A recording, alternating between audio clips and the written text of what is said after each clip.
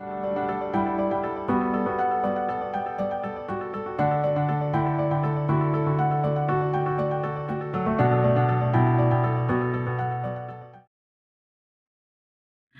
that's something you can share too. That would be Yeah. good to hear. Yeah. Any second now he's gonna Chime in. or at least cue me to start. Well, like disruption occurred.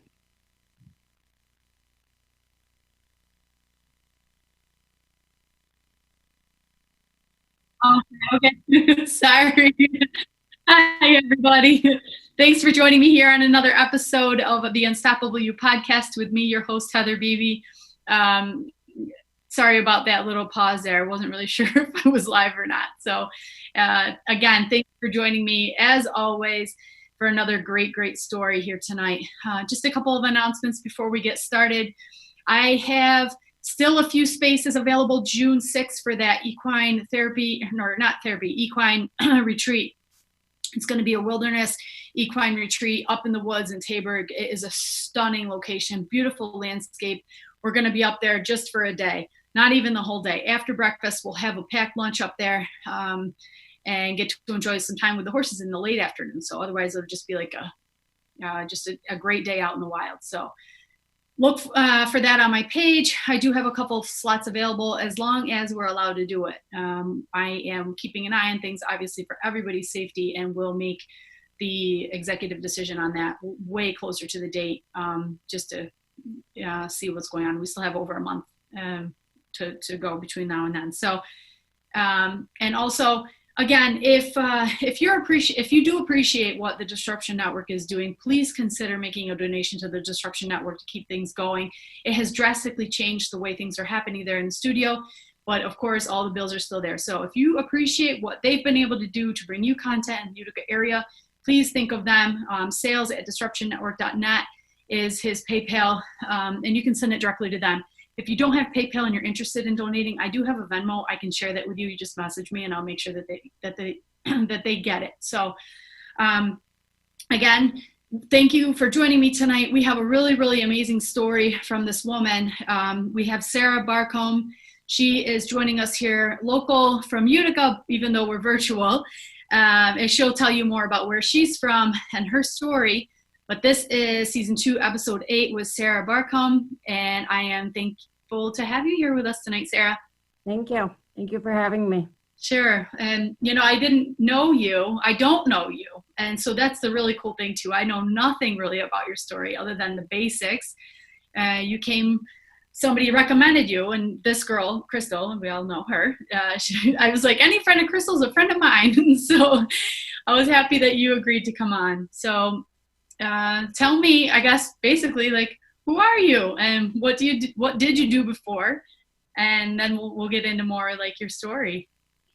So I guess 2018 and prior, typical mother of 2. At the time I had a 3-year-old and a 7-year-old. And I worked for Mohawk Valley Community College in a group called Youth Build. And it's helping folks get back on track. High school dropouts that want to get their equivalency and some trade skills and back into the market, maybe go to college, that kind of thing. But other than that, local, I grew up in Rome, and I was living in Verona, and now back in Rome again. So I really stayed local, very outdoorsy, grew up riding horses. So ironic that you said that, skiing, you name it. So very athletic and fun, loving. Yeah, I saw the video of you skiing. I actually went into your Facebook after we connected and saw that you got back out on skis. So, that was interesting. Yeah. That's cool. I'm a skier, so that's my winter therapy, honestly. You got to do something if you're going to live in cold New York, right? I agree completely. Yeah. So take us to the day when this happened and explain, first of all, you suffered from a pulmonary embolism. I don't even know what that is. And so, Well, I probably couldn't have told you what it was prior to all this, but I can tell you about it now. So it was April 29th of 2019, a severe pulmonary embolism. And what that basically means is that I had a blood clot in my body somewhere. They don't know where it originated from, but it went, circulated it through my system and then went into my lungs. And the clot was big enough that it wasn't allowing any oxygenated blood from my lungs to get through into my heart to pump it around to the rest of my body. So it was stopping any of that air from coming through. So I was, my lips were turning blue and I was kind of suffocating because I couldn't get that oxygenated blood through the rest of my body. So that's in a nutshell what happened. And it was a very serendipitous kind of way that even I was saved that day. This happened early in the morning, getting ready for work. I guess I don't remember any of it, but I guess I was taking a shower and collapsed in the shower. And then finally, thanks to my husband, my mother, nagging me enough, I said, okay, I'm going to go to urgent care, but I'm sure I'm fine. I've got maybe a cold or something. And my husband had scraped the frost off my windshield because, of course, frost in late April, of course, in New York. And usually he would scrape off my car and leave and go to work for the day. I don't know what possessed him to come back in, but he came back in to find me on the couch. Lips were blue, and I was not really responding very well. So he had called the ambulance, which probably saved my life. They got me to the hospital where how did you get from the shower to your couch? I came to. I came to and just said, I'm fine. I'm going to go to work. And they said, no. You passed out. Go to urgent care. So I got myself dressed, got the kids dressed, went downstairs, was hanging out, and then decided I was going to take a nap on the couch, I guess. I don't quite remember it, but I was at least conscious enough because they said I was talking to the ambulance when they got there. So I was talking to them, telling them, I don't need help, and then stood up and passed out again. So they took me by ambulance, and I guess at some point in the ambulance ride, I just was non-responsive. And from there, for 3.5 weeks, never regained consciousness. So they got me to Oneida Hospital, and they were able to figure out what was happening quick enough to try to get clot busters in me. But I wasn't getting, I needed CPR because I still just wasn't getting that oxygen into my body. So they performed CPR on me for 42 minutes, which, I'm told repeatedly by my father they did not want to do. I guess twice they kind of looked at each other like, we need to code her. We need to just call it off. Nothing is happening. And my father was right there, and he said, don't give up on her. Do not give up on her. She's got this. She's got this. So it was, I think, thanks to his urging that they didn't stop. And finally I had some responses, and they were able to ship me off to St. Joe's, where I had a 10% chance to live at that time. Wow. So you were unconscious for 3 weeks, not because it was medically induced. It was literally your body. A little bit of both. So in order to stabilize me, they had to induce me into a coma. And they had put so many blood thinners in my system to try to thin my blood enough to start circulating my body, that my internal organs kind of started to ooze out and bleed out. So they had to do a kind of exploratory surgery on me in order to stop that internal bleeding. And I had to get blood transfusions and all sorts of kinds of things. They told me at one point they had me on ice to keep my organs as, to shut things down and try to stop things, keep things fresh, if you will, as long as possible. And so I guess after 2.5, 3 weeks, they took me off the coma meds, and it took me another week after that to finally wake up on my own. Hmm. Now, do you recall anything like from the ambulance ride or just anytime, even when you were in the medically induced coma, any conversations or anything going on around you? Um, I get asked that question a lot, especially the question of, did you get visited? Do you have any of the out of body experience?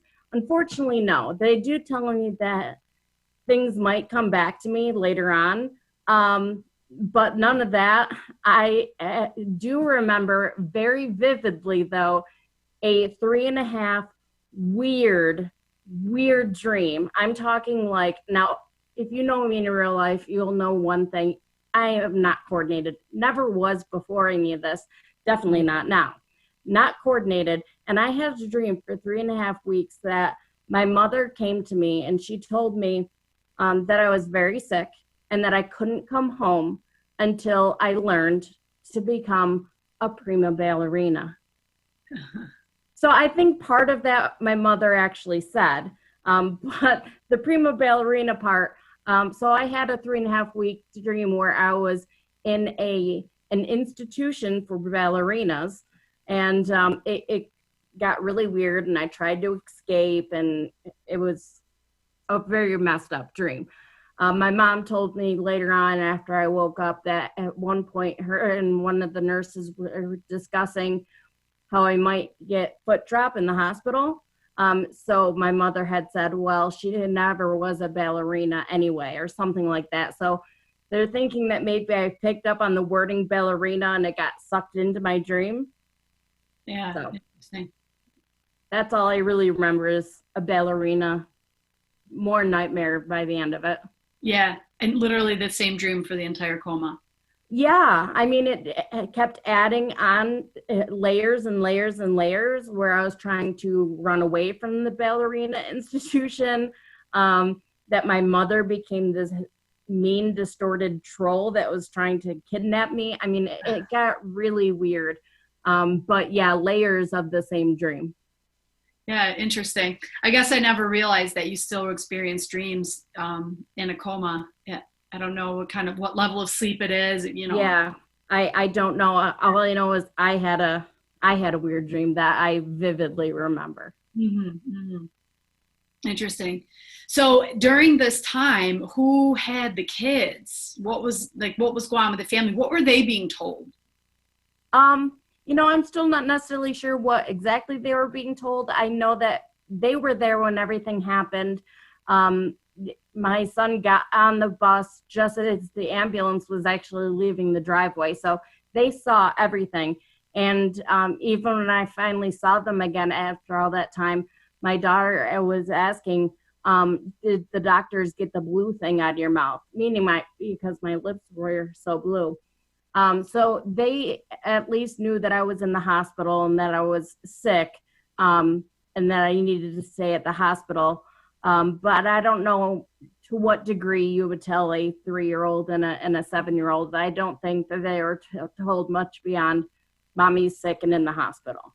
Mm-hmm. But they bounced around between my sister-in-law's house, my mother's house. They literally were in a constant state of flux for whoever could watch them.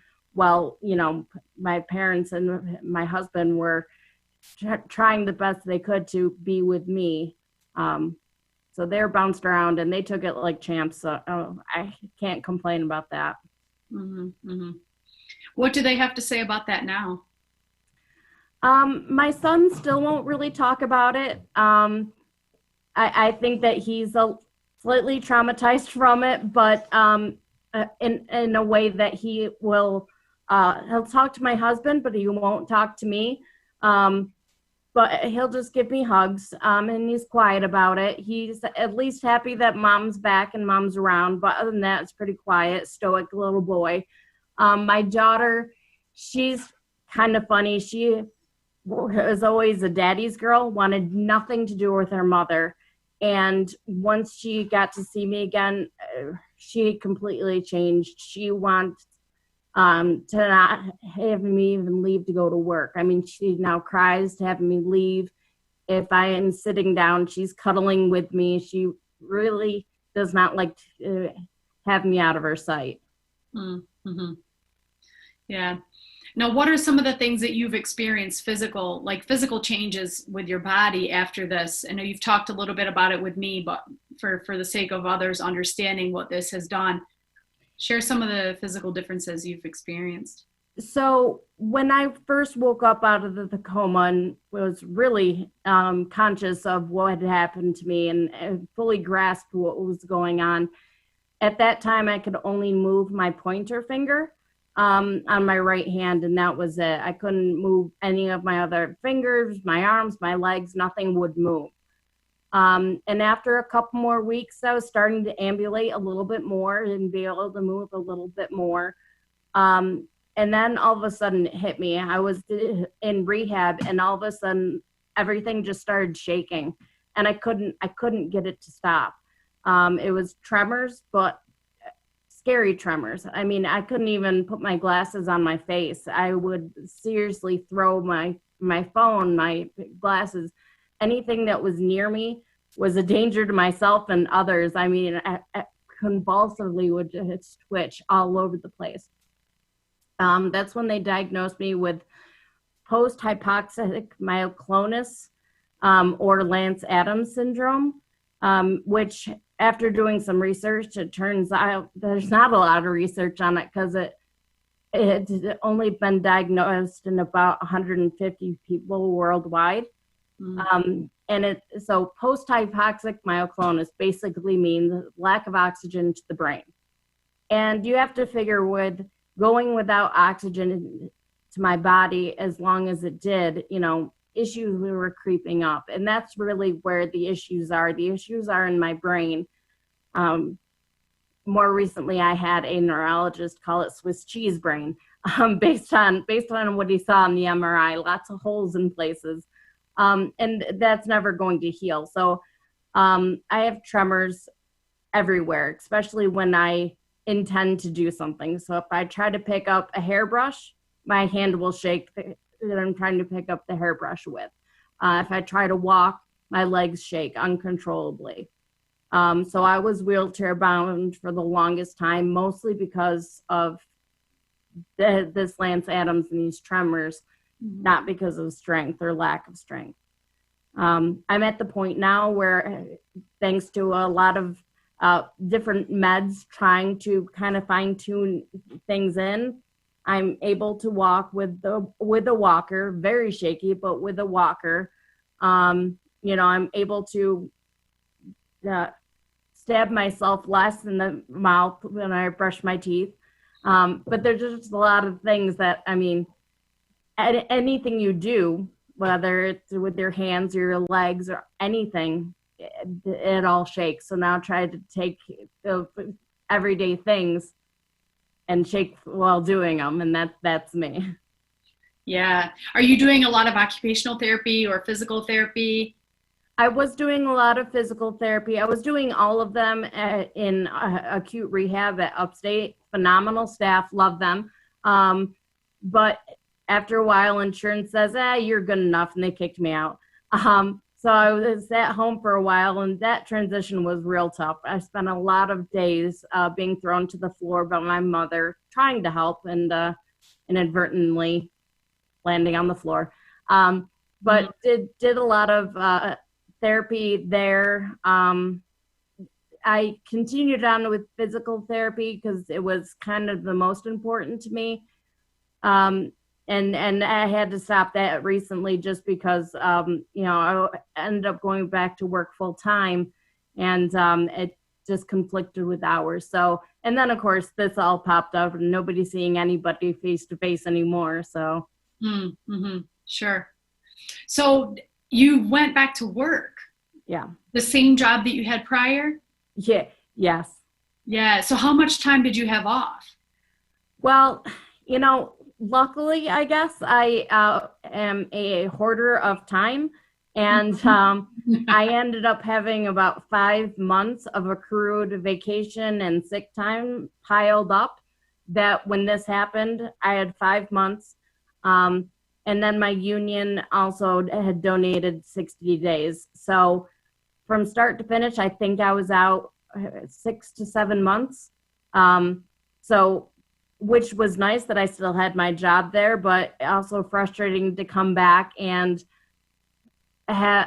originally be the, you know, able to do 200% of my job in a day and, you know, bang things out and get things done. And now I was working at probably, you know, a 10 to 20% capacity, you know, so it was great to feel important again and engage again, but also very frustrating to not be who I once was. Sure. Sure. How has that been received with your team at work and or even the people that you work with? You shared a little bit about that before the call too. Well, you know, I work with a great group. I don't actually work on the main campus of Mohawk Valley Community College. I work on Elizabeth Street, and it's a much smaller staff. And I think they were honestly all just happy to see me come back. For, you know, we're a close-knit, almost family down there, so they're happy to have me back in that respect. Mm-hmm. But B, they were also just happy to have me back because there had been a little bit of staff changeover, and those that were left were like, thank God we have your brain. You know, they're like, we don't care if you can't walk. We don't care if you can't use your hands. We need your brain. So it was nice to feel needed as well. And I work with a great group of students down there. As I said before, they're trying to get their high school equivalency and gain some skills and get out there in the job market. And, you know, I guess I had a lot of them asking after me while I was gone. And it wasn't shared with them what had happened to me. I was just not there. And they knew something was up because Sarah's always there. So they had stopped in and they were just all crying and hugging me. And it's nice to know that I make such a difference in their lives that, you know, to see me again, you know, brought tears to their eyes. So it was nice. Yeah, nice. Are you back to full time? Yes, I am back to full time. Mm-hmm. So are you home now during this shutdown? Are you? Yes. Yeah, we are working remotely. We're not shut down. But it is definitely more difficult, as I'm sure a lot of people are experiencing, to do their jobs right now, working remotely.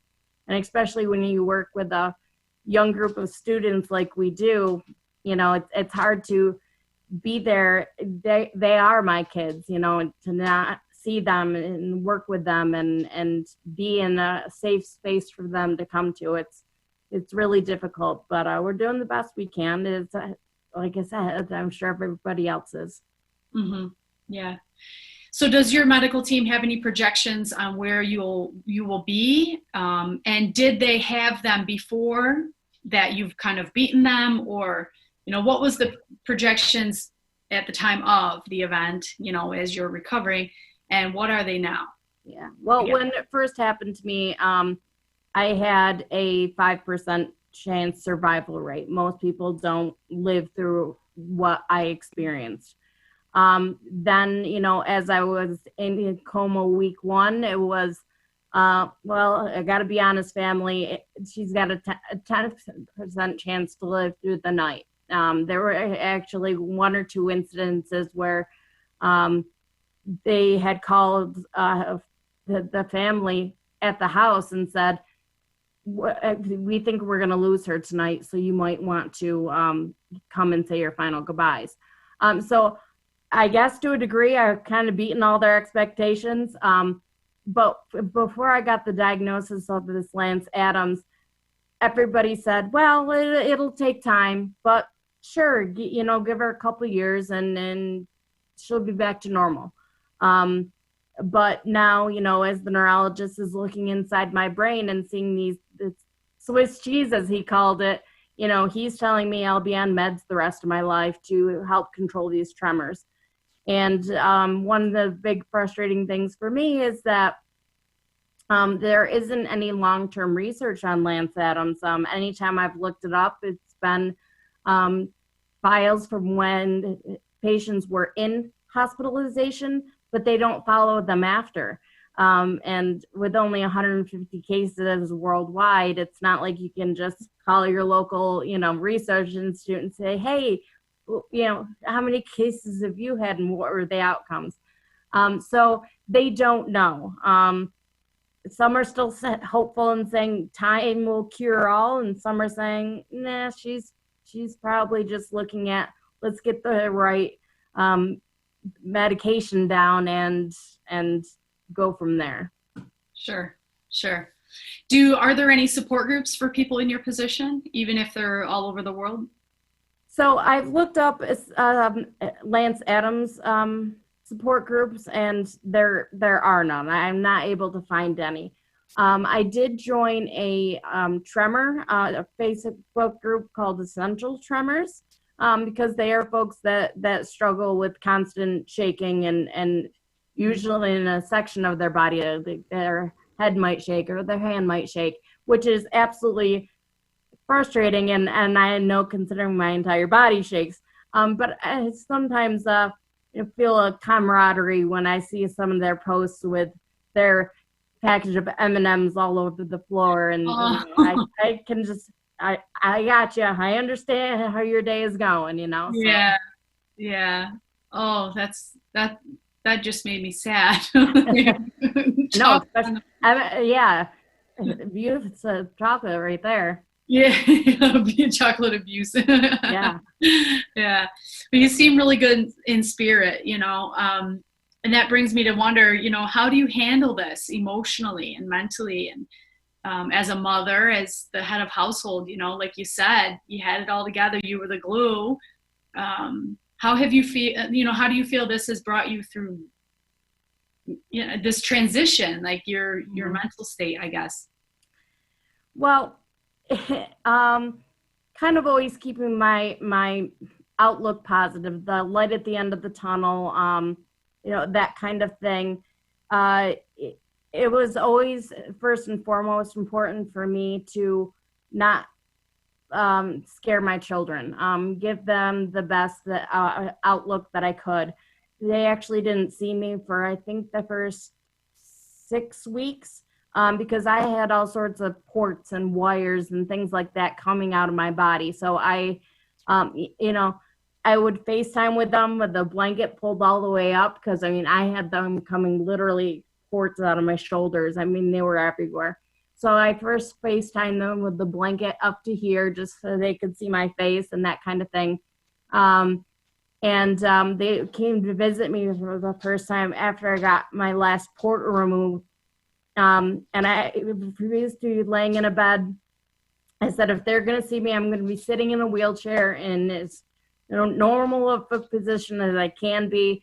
And we're going to go take them up to the 13th floor, and we're going to get some ice cream. We're going to keep this as uplifting for them as we can. Mm-hmm. And that's what we did. It was kind of eye-opening, though, the first time I saw my son, and I went to go give him a hug, but my arm didn't go around him. It kind of whacked him, and he shied right away from me and hid behind my mother's leg, and I could hear him across the room saying, "Why is mommy hitting me?" So it's kind of but all the more I need to do this for my kids. So when I got home, like I said, I spent a lot of time on the floor, but I always tried to find the silver lining, right? So I remember one time I was tossed onto the floor, or fell onto the floor, whatever the case may be, and it was just me and my mom at home, and she couldn't get me up by myself. So she called my father and said, I need you to come help me get Sarah up. And so while we were waiting for 10 minutes for my dad to get home, I just was looking at her floors and said, you got a little dirt between the cracks on your floor. And my mom's like, oh, I could kill you right now for putting out the dirt on my floor. So trying to laugh at as many of the situations as I can, as long as I'm not hurt, let's just laugh about it, because if not, you're going to cry. So why cry? Crying doesn't make anything better. So laugh. And that's kind of been my mantra throughout most of it. But every once in a while you have to. I think it's important to also grieve and take the time to grieve what I did lose. I mean, I lost a lifestyle. I lost a lot that I might not ever get back. So rarely, I think twice since I've been home from the hospital, I've allowed myself to just dump. And actually, the last time I dumped was just this past weekend. It was the first time in 5 months that I allowed myself just time to cry. And then my husband said I took a power shower because I was like, I just get me into the shower. I took a shower. I just cried it out in the shower and just said, all right, Sarah, enough crying. Let's move on, and you kind of get that defiance and the rally going again. And it's like, all right, let's go. I'm over this now. On to the next. Yeah. So, nobody thought I'd be walking as soon as I walked. Nobody expected me to go back to work full time. So I kind of enjoy beating the expectations and trying new things and not being afraid, because what's the worst that's going to happen is you're going to fall. Well, guess what? I fallen more times in the past couple months than I think I've ever fallen in my entire life. So that's why I got out there skiing. And it wasn't pretty. It wasn't pretty at all. And I was shaking all over the place. But skiing is something that I enjoyed. And it's hard for me to say I'm going to let that go. And I'm never going to ski again if it's a passion of mine. So I'm going to get out there and I'm going to ski. I was on ski patrol before all of this. And they're saving a spot for me. So I'm hoping not to let them down. And I'm hoping to be back next season. So we'll see. But where do you like to ski the most? I actually grew up literally right on top of the valley. Okay. So that's been my home hill and my place growing up. So we've probably crossed paths many times and never knew it. I spent a lot of time there. My older girls have grown up skiing there. So well, hopefully they never saw me on ski patrol then, because I don't like to see people there. Yeah, no, we've never needed them. Fingers crossed. Just a couple comments. I want to share them with you. And Todd, that's a great idea. Keep sending me them because I can see them. From Teresa Mott, I love you completely, like no tomorrow. Then she put a little petunia. I guess that was her name or something. No, that's actually her word for butt.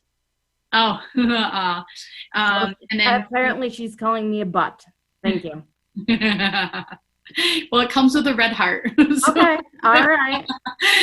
And Katie DeCastro, always rooting for you, Sarah. Catherine Gatley, you're so strong, Sarah. We're so proud of you. And then John Lauber, I'm here for you, cousin Sarah. So, thank you for sharing those. Yeah.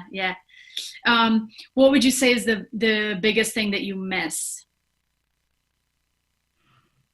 It's the little things. Every day I'm just trying to walk around here and standing up from the sitting down position, washing a dish without getting myself completely soaked in the process, taking a glass and being able to put it up to my mouth. It's literally those little things. Being able to brush and put up my daughter's hair. She calls me cray cray, she's just like, Mom, you're being so cray cray, stop it. Because I'm just taking her hair and I'm yanking it around and I'm like, I'm sorry, honey, try to hold your head still. Mommy can't stay still. We try to keep your head still. So it's a lot of those little things that anyone would have taken for granted before. And now it's just more noticeable. Sure. What is something that you could say that you've gained? A lot of perspective, especially in those things that I did take for granted. Sidewalks, never in a million years really thought twice about sidewalks. What's the big deal if there's a crack in one, right? Or whatever the case may be. So what if there wasn't one? It didn't affect me. Well, now it does. And how many people did it affect before it affected me? I was trying to get to my office one day just to visit and say hello. And cracks in the sidewalk were horrible. It was so hard for me to navigate in an environment that wasn't as handicap friendly as I thought it maybe was once upon a time. So a lot of perspective, and to a degree, a lot of patience. I have a ton of patience for everybody else, but I don't have patience for myself. When I want to complete something, I want to complete something now. I don't have patience for myself. And the more I try to push myself, the farther away from success I get. So to a degree, I need to find that balance of pushing myself without getting myself so fatigued or so whatever that psychologically my body starts spazzing out of control and I fall down. Mm. Yeah. Do you feel that the tremors are worse when you're tired? They're worse when I'm tired, and they're also worse when I am emotional. Whether that's mad, angry, excited, it could be any range of emotion sets off my tremors in unpredictable ways. It was kind of fun. This isn't funny, but my grandmother had passed away soon after I was home from the hospital. And you could tell how excited I was to see people or terrified I was to see people because I started kicking them in the receiving line. You know, it was like, oh, I'm so happy to see you. But I started like lurching out of control and kicking them on a wheelchair. So if you came through grandma's line and I kicked you, it was a good thing, I promise. But you know, you can't hide your emotions because you just start flailing. Mm-hmm. Yeah. Do you feel it coming at all? No, they're completely unpredictable. And like I said, for the most part, if I'm intending to do something, they're almost consistent. So for that regard, yes. But like I have tremors in my mouth. I'm sure every once in a while people are seeing my mouth tweak out a little bit or some weird sounding sentences come out. And those are not ones that I can feel. It's just like, hey, I want to surprise you and cut off your voice or make your mouth start really weird for a moment. So, mm-hmm. Yeah. And those are all side effects of the Lance Adams. Yeah. Yeah. Yeah. And Lance Adams, they say, is it because of the lack of oxygen to the brain for that time? Yeah. Okay. So it makes me wonder, what are some of the other cases? What had happened to them where they had been diagnosed with Lance Adams? One of the more recent ones I came across was somebody had, I guess, attempted suicide through hanging, and they were unsuccessful, cut off oxygen long enough that it became a problem for them. They ended up being diagnosed with Lance Adams. And then I'll be honest, beyond that, I didn't necessarily read what had happened to a lot of them. I just happened for some reason read that, and I was like, oh, all right. Yeah. That was not my intent. So I don't know what other people's scenarios were like. Yeah, I don't know, it's kind of weird, the correlation here, but I was wondering if one of them would have been, you know, sometimes you have children that drowned, but they don't die. They just are discovered in short enough time that they're rescued. Yeah. If that's a side effect of that, because that's the first thing I thought of, is that happens where kids go underwater for quite a while and then they get pulled out. So I was a lifeguard for a long time, and I thank God never had to deal with that. But that can happen. So yeah, it's interesting. I had never heard of it either. So when you shared that earlier, you know, 150 cases in the world, and I'm like, wow, there's a lot of people in the world. That is not a lot of people. So you should create a support group. You never know. Right. Yeah. It would just be 3 of us. And hey. Yeah. Well, I mean, it's another silver lining, right? You could absolutely do an incredible story and inspire others, you know? Okay. So a couple comments here. Sorry to look down and read here. You're fine. Rochelle Farrow. Yeah. Sarah, with a white heart and some clappy hands. Donna Mux. You are such an inspiration. God bless you. Love you. Oh, Sean, that's my boyfriend. He says, "Good Lord, Sarah, you are amazing. Such an inspiration." Thank you. And then Teresa Mott says, "Like Michael Jackson, just beat it." And then Jill Pavlat, Crystal's mom. "I love you, Sarah. You've come so far." Nice. Oh, and here's some more here. Oh, Michelle McSweeney commenting how scary, sending some love with a little purple heart. And oh, Teresa Mott, again, I love you, vocabulary with a heart. And Nicole Sortino, so proud to know you. So thanks for tuning in, guys. I don't know. One of the questions I like to ask people, and for you, this is truly a life-changing experience that you did not invite or ever suspect, nor could you have avoided it in any case, Well, actually, I could have. I just found it out afterwards. Oh, so wait, what do you mean? Tell me what you mean by that. So there was obviously a lot of trying to figure out why this happened to me afterwards, right? Because a relatively a healthy 30-year-old woman has a pulmonary embolism. Like why? What? So they did do some digging and finding out, looking at my blood, this, that, and the other. And as it turns out, I have what's called factor V Leiden in my blood. And so what that means is it's a clotting disorder. So the average person has about a 3% chance to clot. And if you have factor V Leiden, you have another 20% chance to clot on top of that. So we found that out afterwards. And so because I had factor V Leiden and I was doing something routinely that would also have a high chance of clotting, in my case I was taking birth control, hormonal birth control. So the two of those mixed together and knocked me out. So that is what they are blaming for the cause of my pulmonary embolism, is factor V mixed with birth control. The interesting thing, though, out of it is because I tested for that, my two sisters were also able to test. They did test positive for factor V Leiden, and my little sister still had plans to get pregnant, which is also has a high clotting risk to it.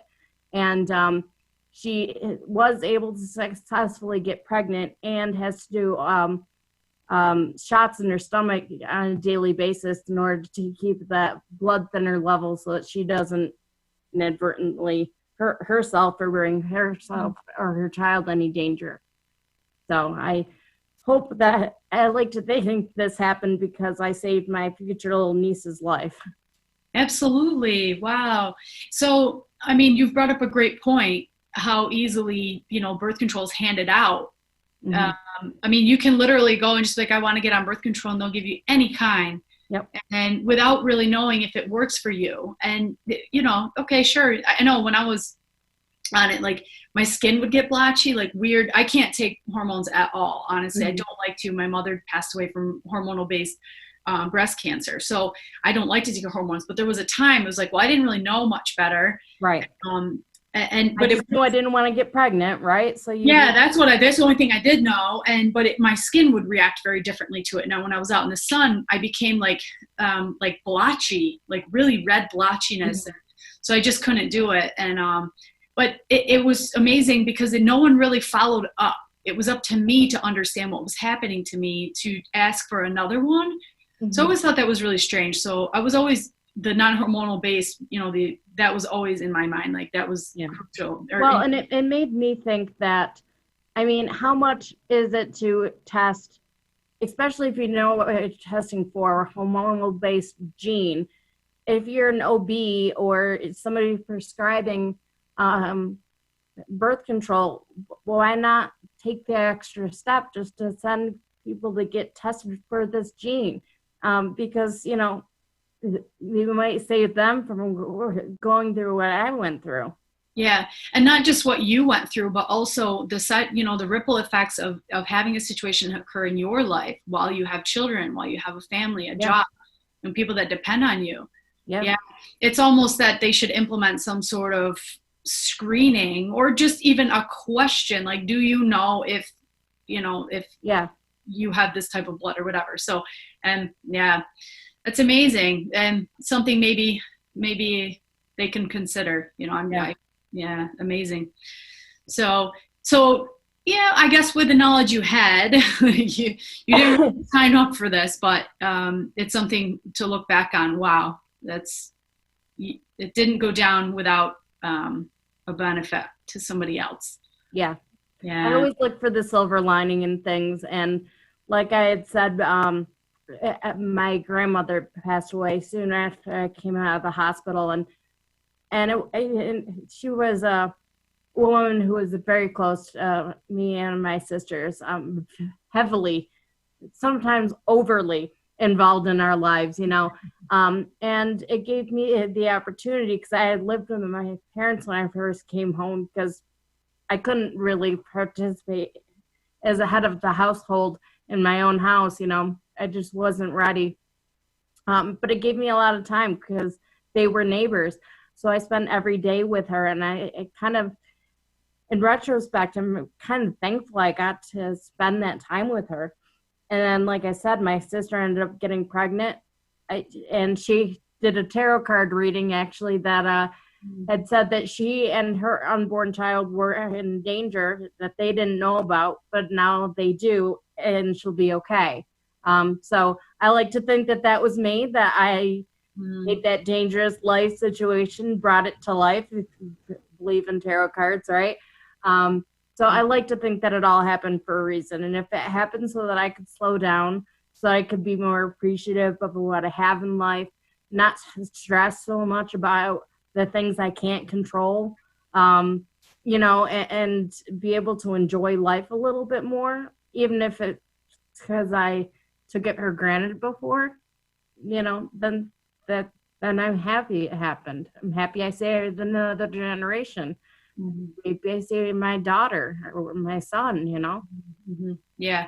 Well, I'm sure there's women watching tonight that have never gave it a thought that this could be them, and if you hear commercials, you see these ads like, oh, if you were on yada, yada, yada, and you experienced yada, yada, yada. I mean, there's so many people that could fall under those gigantic umbrellas that they put over people to save themselves and then just push this stuff on you. So it's important to do your homework on this and be an advocate for yourself. I'm glad you brought that up, because I had no clue, that you discovered that after the fact. And that's something I've always believed in, is just being a really powerful advocate for yourself and questioning everything, just to have a solid understanding that at least you're attempting to make good decisions towards your medical care, whether it's birth control or anything, Right. Absolutely. Yeah. Because sometimes you're just a number in the system, and they don't have time to take, each little case as it is. And that's, a clear example. Right. Yeah. Pretty cool. So we were saying a little bit before we got started too, with all of this going on, so many people complaining. And I am definitely somebody who has complained, but I've actually, I think every day working as a coach, I get complained at all the time. I hear about everyone's complaints. I think the funniest complaint so far is people who are home with their spouses and they've never spent this much time with their spouses before, so they're like, I can't take it anymore. And I'm like, so all of a sudden I'm like, oh, this turned from like your business planning appointment to like your counseling, marital coaching. It's interesting to see what the struggles are going on for these people, for anyone, including me, juggling this new way of doing things. And we take it for granted that despite the total disruption in our lives, that there are many silver linings that we can see, and we have so many things to be thankful for versus yeah. How has this on top of what you've already experienced, like how are you, has this got nothing on pulmonary like embolism, or like how does How are you compare the two? COVID to Yeah, that? I mean, just the total disruption of life. Like, Well, to a degree, it's actually been beneficial. I can't really complain because um, we actually ended up buying my grandmother's house. So I am now next door neighbors with my parents. So due to what happened to me and to my grandmother last year, we forced my mother into early retirement. Sorry, Mom. So now I have a dedicated babysitter that can take the kids out of my house with minimal exposure.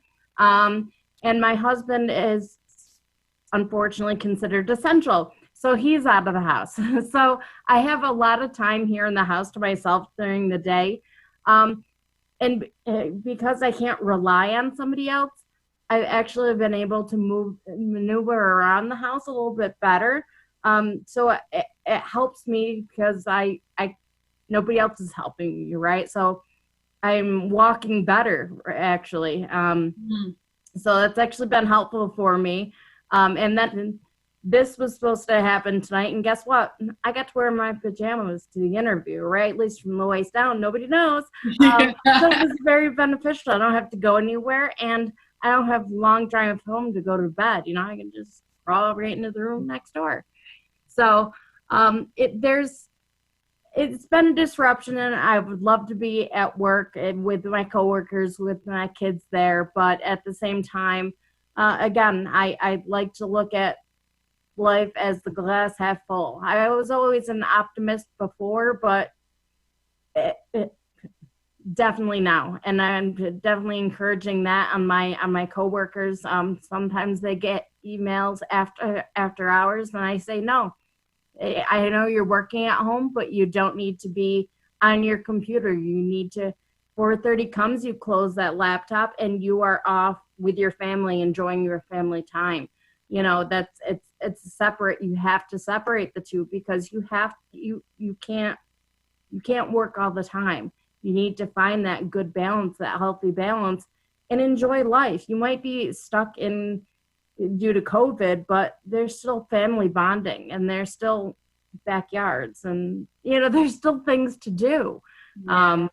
And you got to find what good is going to come out of this, because I have a feeling the world is going to change even when we are allowed to go back outside. It's going to be different. It's always going to be different. Mm-hmm. Sure. Yeah. So I got another comment here. You are amazing, Sarah. Love you so much. That's from Laura Gatley. And then Sean is asking, cannabis or CBD thoughts? So I did ask my neurologist about that. He said that CBD would have a 50% chance to help. And I did try CBD. I didn't really notice a difference. I took it for a couple of weeks and I didn't really notice anything. But my neurologist did say that what I would need, because it's essentially like seizures in my brain that are happening. So he said because of that, I would probably need cannabis in order for THC for my to help. And when I brought that to my GP, he said there wasn't enough research done and he didn't want me to be a guinea pig. So for now, I'm playing his game, and we'll see how far his game can get me, and then I might ask for my game. Yeah. For sure. Yeah. I mean, I'm not a doctor, but I definitely, I'm a big believer in holistic medicine in general, and within reason, a combination of both, right? Because there's so many. Holistic medicine is something that's been around thousands and thousands and thousands of years, where Western medicine was more okay. So as technology rose, so did our understanding of ways we can manipulate the body. Yeah. So through created products versus what's in nature. So, but yeah, that's good. I mean, it's good that you've thought about it. I'm sure nothing is keeping you from wanting to feel 100% capable of doing the things you want to be doing. Right. So, yeah. Awesome. Yeah. Well, maybe next year I'll see you on the ski slopes. I'll be there. I just might not be pretty. Yeah, it's never pretty with me. I have all the kids. It's always, we go the yard sales, you know. Yeah. I spent, it was actually, I guess, good timing in hindsight. I spent a lot of time. My daughter is, excuse me, a December birth baby, and so, What day? 28th. Oh, okay. I'm the 17th. So I've had her on skis since she was 1, literally. And by the time I left her at 3, she was just starting to make turns and ski out by herself. So this past year, while mommy was learning how to ski all over again, she was tearing up the slopes. And it was so great to see her. And she was actually encouraging me, you know, not through words, but more through actions. And it was so awesome to have, you know, see what I had started, and she loves it. She can't wait for skiing again next year. So I've created a monster, but it's the best kind of monster, you know? Yeah, that's cute. Nothing more cute than a little kid, teeny tiny, zooming by on skis, and you're like, whoa. Yeah, and in control. Yeah. That's awesome. Good. So cool, Sarah. If there's one last thing you can share as far as inspiration for others listening tonight who kind of maybe feel a little bit, you know, having a hard time seeing the silver lining, anything you could share with them right now? Put me on the spot. You're doing great. You did great. Thanks.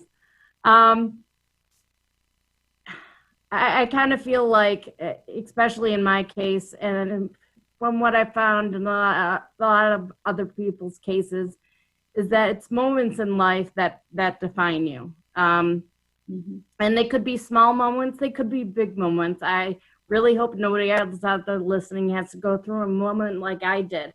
But you can either let those moments define you, or you can define those moments. And the next day is always the beginning of the next chapter, next day in life that is you. So take those moments and don't let them define you. Take control. As they say, fear can stand for 2 things, right? Face everything and run, or face everything and rise, or something like that. So run towards, not away. That sounds like my life. Run right at it. Yeah, and then in hindsight, I'm like, oh, maybe that one wasn't a good idea.